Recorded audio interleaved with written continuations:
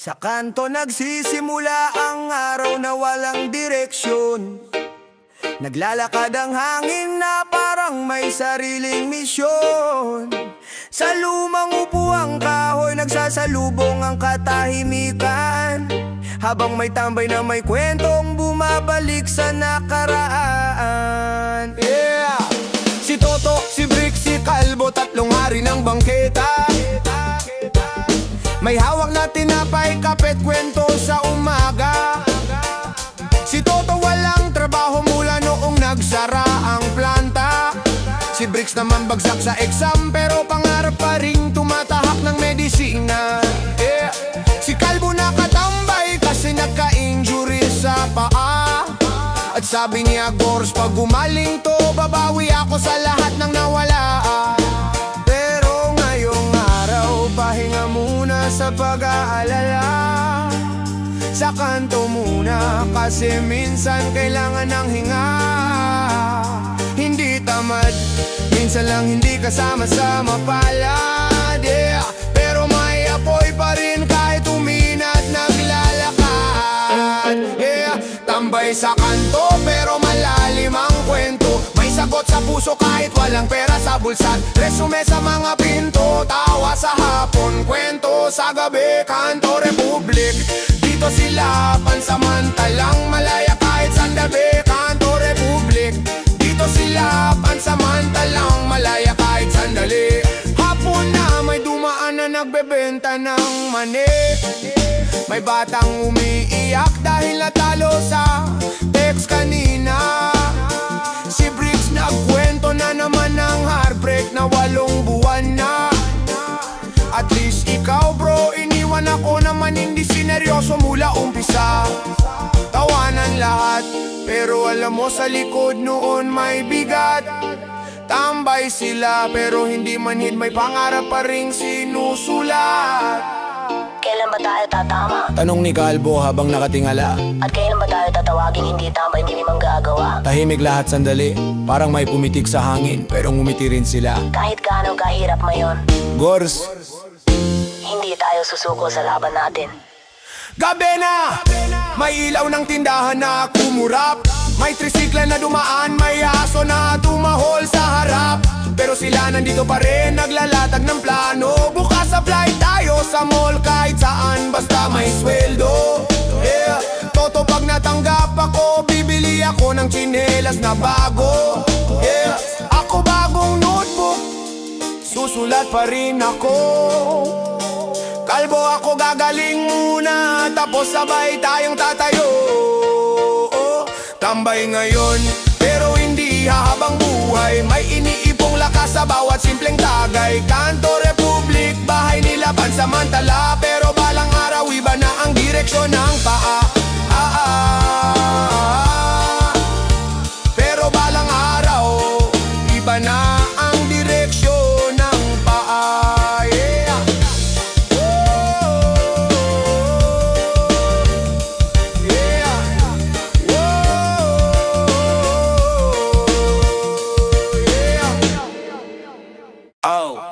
Maaga pa lang gising ng mga bata sa bahay, pero ikaw nasa kanto, hawak mo ang tagay. Naririnig mo pa yung tawag ng asawa mo kanina, pero tinakasan mo ulit kasi ayaw mong makinig sa problema. Sinasabi mo, sandali lang babalik din ako, pero ang sandali nagiging tanghali, nagiging gabi, nauubos ito. Kada inom mo parang laging may dahilan, pero kada pag-uwi mo, mas ramdam mo yung bigat ng tahanan. Sa kanto, puro kwentong hindi mo naman kailangan. May yabang, may tawa, may usapang walang patutunguhan.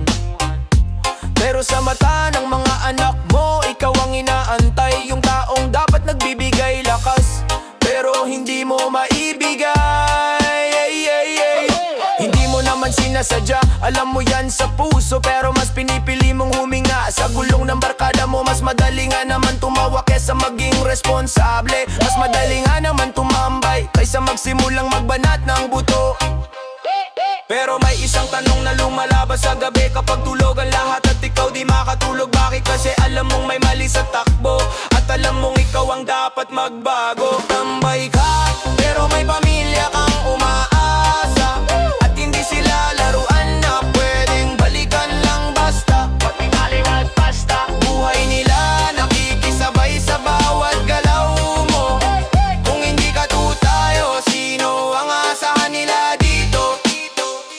isang gabi, umuwi ka ng medyo hilo. Pagbukas mo ng pinto, nakita mo ang anak mong tulog sa sahig. Kasi inantay ka niya hanggang sa hindi na kinaya. Naglaro ng kotse sa lapag habang hinihintay kang umuwi sana. Napaupo ka, napayuko, napahawak sa ulo yung simpleng tanong niya kahapon. Papauwi ka ha? Biglang tumusok sa loob mo, di ka umiyak pero parang bumigat ang mundo. Kinabukasan hindi ka at lumabas, pero naririnig mo ang tropa mong sumisigaw. Tinatawag ka sa labas. May parte sa'yo na gustong sumagot, pero may parte sa'yo na nagsasabing Tama na!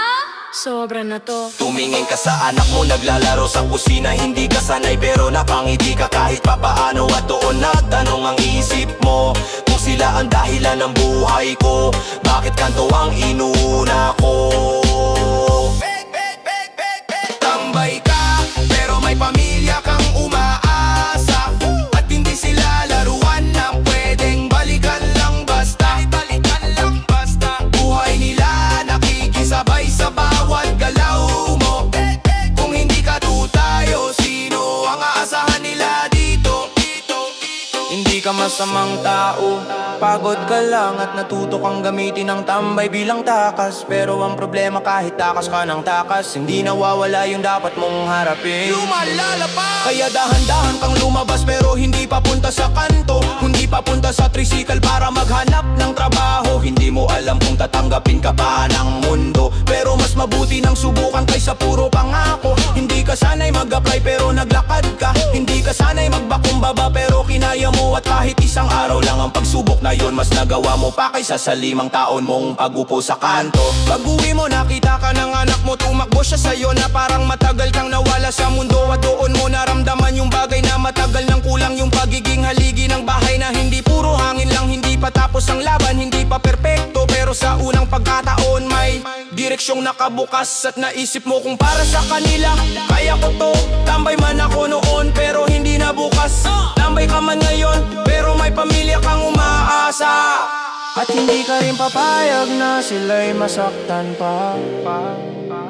Kung kaya mong bumangon kahit mabigat ang mundo, doon magsisimula ang bago mong yugto.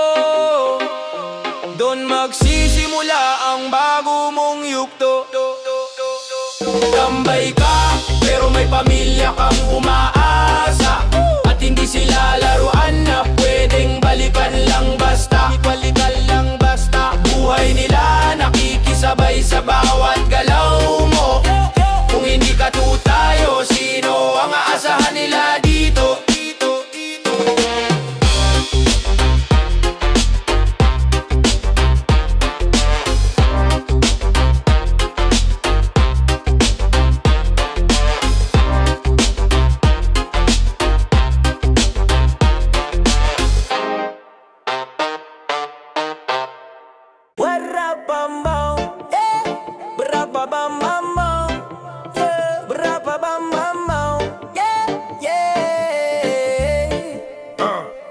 Maga pa lang, nanginginig ang simoy ng hangin, pero ikaw nakaupo sa bangko, muling nagpapahinga sa dilim, nakatingin sa kalsada kung saan dumaraan ang mundong mabilis. Ang mga tao naglalakad, may trabaho, may tungkulin, may lakas, pero ikaw nakabitin, hinahabol lang ang tukso ng kasalukuyan. Kada sigaw ng tropa, kada tawanan sa kanto, parang ligtas ka, pero sa loob may unti-unting lungkot. Parang nakalimot sa mga pangarap na dati mong sinulat. Oras na dapat ginugol sa hakbang, nauubos sa walang kwenta. At 3 taon na lang ang dumaan, hindi mo na malayan, laging may dahilan. Lagi may dahilan, pero walang galaw. Hanggang dumating ang gabi na tahimik na lang ang mundo. Nakatingin ka sa bituin, na parang tinatanong ka, hanggang kailan mo hahayaan ang sarili mo sa lugar na ito.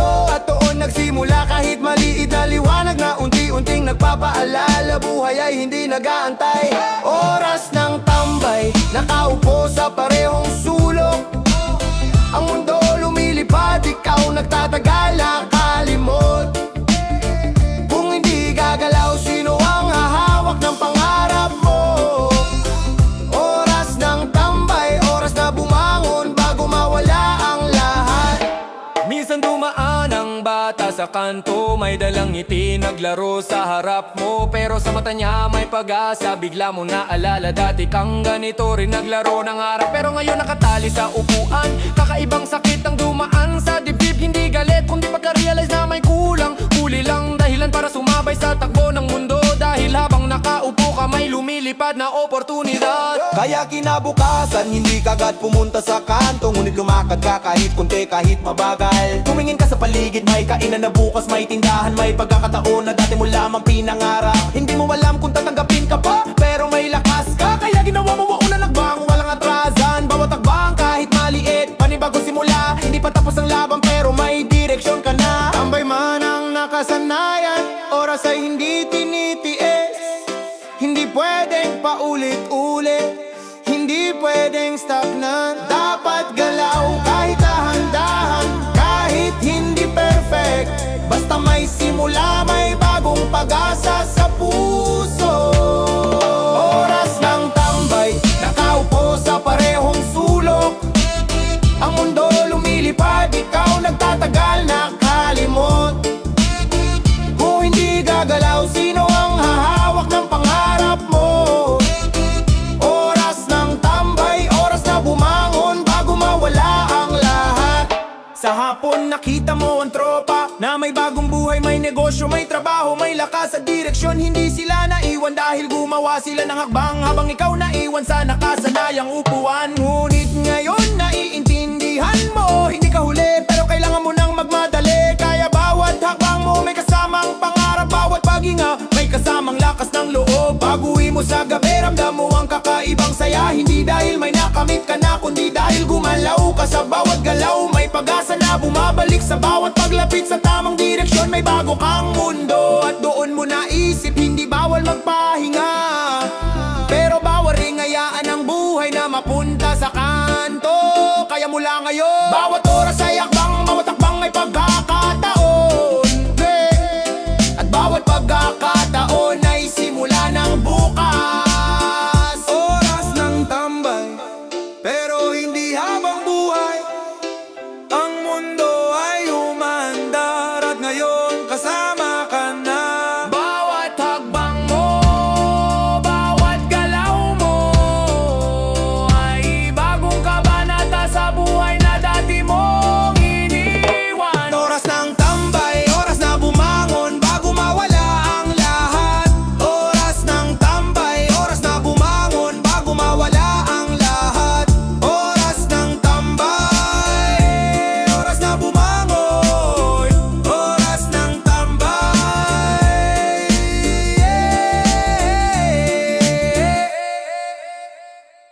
Mainit ang araw, pero may lilim ng kwentong malalim. Sa lumang shed, doon nagtatago ang tatlong utak na pagod at salim. Si June may hawak na plastik ng chicharon. Nakadukdok ang mga mata sa sahig, parang nag-iipon. Sabi niya, bro, sinubukan ko naman pero wala talagang tumanggap. Si Pedro nagtaas ng kilay, ganyan din ako pero laban lang dapat. Si Lando naman may hawak na lumang CV. Hindi kasi nila alam goals, kaya ko kahit anong ibigay sa akin, sige. Bensya araw, pahinga ng tatlong pagod. Dito nila inuupuan ang pangarap na lumalampas sa abot. Tambay sa tingin ng iba, pero plano sa isip nila. Sa shed na to, nagdidikit-dikit ang pag-asang nauos paminsan-minsan. Sa bawat lagok ng tubig, may kasamang paghinga. At sa bawat kwento, may sugat na gumagaling. Kahit dahan-dahan lang sa bituka, si June nagbibilang kung makuha ko yung job bukas. Kahit maliit, okay na. Si Pedro naman ako, basta makahanap ng pangpuhunan. Magluluto ako ng siomay sa umaga. Si Lendo tumingin sa langit pag di pa rin umubra. Baka umuwi muna ako sa probinsya kahit saglit. Hindi sila tamad. Madami lang beses na tinalo ng pagkakataon at papel na hindi kumpleto. pero ang utak nila umiikot pa rin. Parang lumang ventilador na minsan tumitigil, pero umaandar ulit. Bensya araw, dito sila humihinga.